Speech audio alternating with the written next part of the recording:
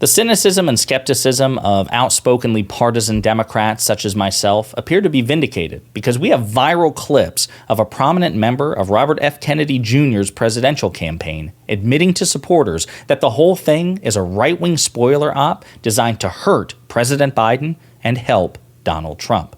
But before we unpack all that, if you end up liking this video and you want to support the channel, please be sure to hit the like, subscribe, and alert bell before you go. I'd greatly appreciate it. All right, friends, so listen, here's the situation. We don't typically talk about independent or third-party presidential politics here because we have a duopoly here in the United States. The entire civic and political structure of the United States effectively makes a third-party challenger to the Republicans or the Democrats for the presidency effectively impossible, right? You have like a better chance of winning the lottery. And so even though I would love a system which is more similar to the United Kingdom's parliamentary, coalition politics system, right, than a two-party duopoly. That's what we have, and we just need to deal with it, right? We actually need to work within the system to effect a meaningful change. Or if we're going to change the system, then we have to do it in the most plausible, probable ways. And running a third-party challenger to a Democrat or a Republican is absolutely stupid as far as I'm concerned. And I think electoral history vindicates it. I digress. The bottom line is we don't talk about Robert F. Kennedy Jr. or Jill Stein or Dr. Cornel West, even if there are certain things, like for Cornel West, for example, certain parts of his progressive policy that I really like. He's just not going to beat Joe Biden, and he's not going to beat Donald Trump. It's just, so there's no point in really talking about it.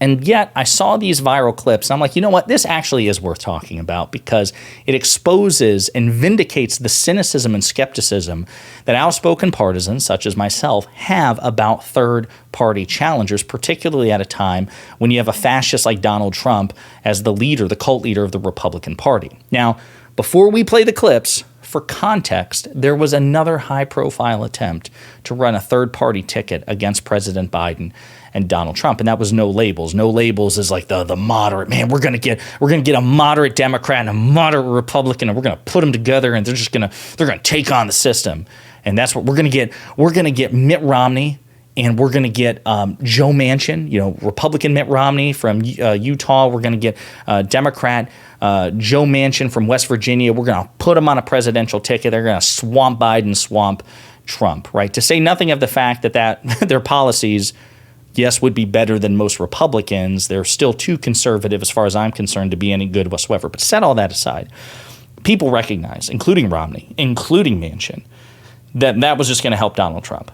Even Joe Manchin, who has been increasingly critical of President Biden, his party's leader, has said he's not going to do anything that would increase the chances of Donald Trump becoming president. And so he ultimately declined, and so did Romney and others, to run on the No Labels ticket. And so No Labels basically officially threw in the towel and said that they're not going to run a third-party ticket. And they'd been told, not just by prospective candidates that they were targeting, right, and trying to get on their ticket, but also, political strategists everywhere that, listen, this is just going to hurt the Democrats and help Trump.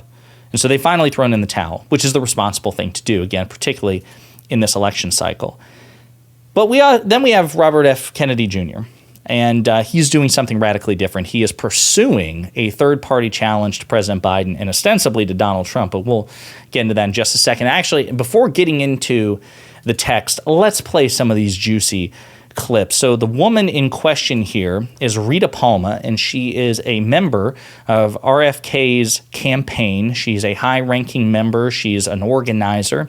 And this is how she characterizes RFK's campaign to supporters. And you tell me if this sounds like a genuine third-party attempt because they don't like President Biden and Donald Trump, or if it's something more than that. And I don't think you'll actually have to strain your mental faculties because she just comes out and says it. So there's no Biden voters in the House, right? No. Okay, good. Things, I guess, will change over time because you do have to only pick one candidate at the end of the day. But the Kennedy voter and the Trump voter, the enemy, our mutual enemy, is Biden.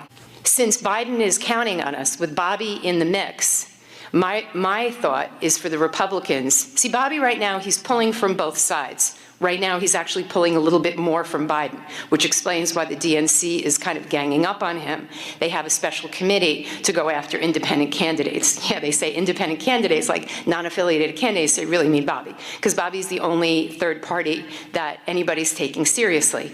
So they developed a committee just to go after him and to get him off of the ballot in any way they can. Especially, it seems as though they're going after the battleground states more than the deep blue states.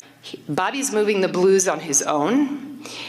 If the Republicans accepted the fact that New York, Maryland, Chicago, Illinois, California, New Jersey, Connecticut, most of the Northeast is going to go blue, why wouldn't we put our vote to Bobby and at least get rid of Biden and get those 28 electoral votes in New York? The card's a little wrong. It says 26 electoral votes.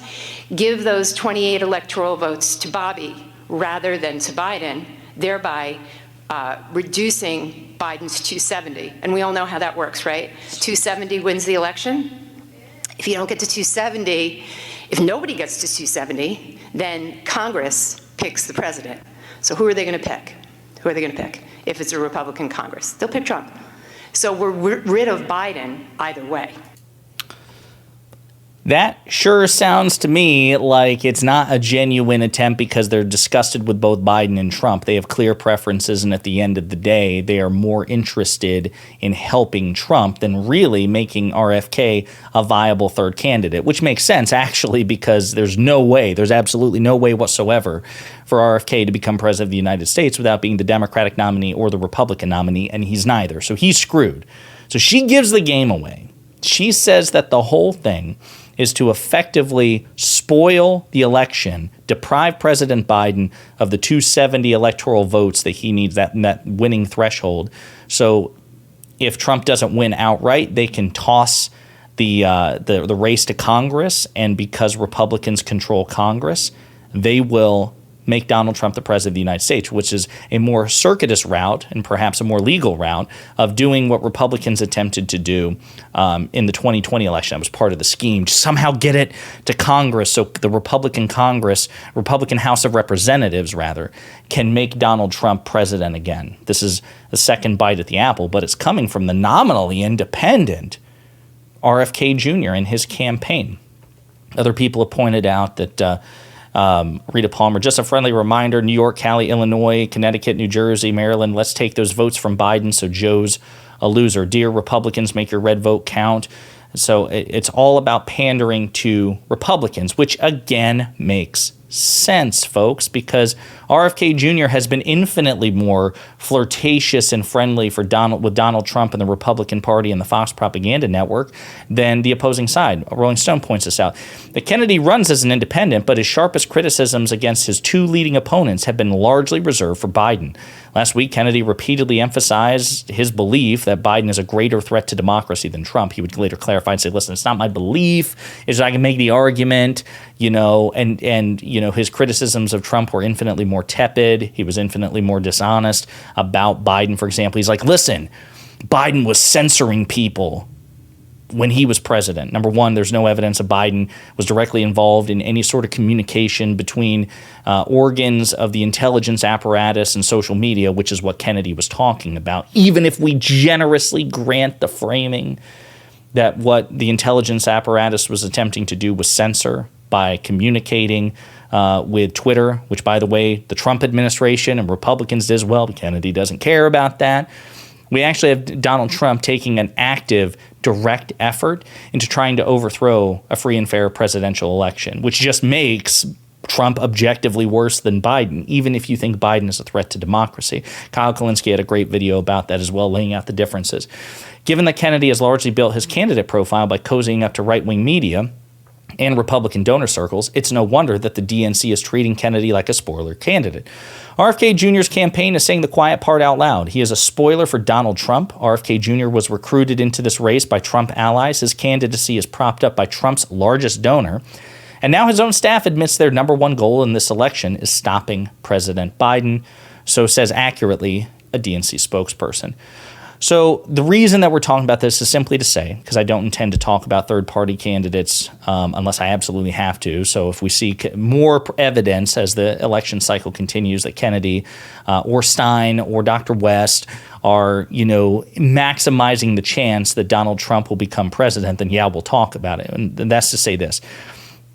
Donald Trump is a fascist. Donald Trump is an authoritarian. Donald Trump is objectively worse in every respect, literally bar none, to Joe Biden. And I'm not saying that you have to vote for President Biden, especially I understand that there are a lot of progressives out there who have serious issues with the way that Biden has managed the relationship between the United States and Israel as Israel conducts operations in Gaza.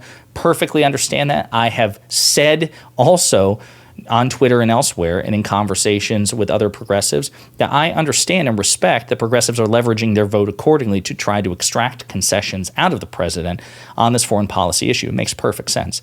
But in terms of backing third party, again, you have the right to do it too. So let's just be very clear. It will not work. It will not. Jill Stein will not become president. RFK Jr. will not become president. Cornel West will not become president. Anyone who even suggests that that is a vague possibility is an idiot and is lying to you. And so if they want to do it in terms of a protest or if they want to do it as an FU to Biden, at least just be transparent about what it is. The only thing it will do is help maximize Donald Trump's chances of becoming president. Maybe that's a worthwhile political risk to you because you're so fed up with Biden and the Democrats. Maybe it's not. Certainly not for me. But at least let's be clear-eyed about what it is. RFK Jr. stands no chance. And he's made it abundantly clear that his true ambitions, or at least as far as his staff are concerned, is to be a spoiler and to hurt Biden. Right? If he can't have the presidency, the one he really wants to stick it to is President Biden. And he's willing to accept and facilitate a victory for Donald Trump. That is factually what this is. And anyone who says otherwise is lying. Let me know what you think in the comments.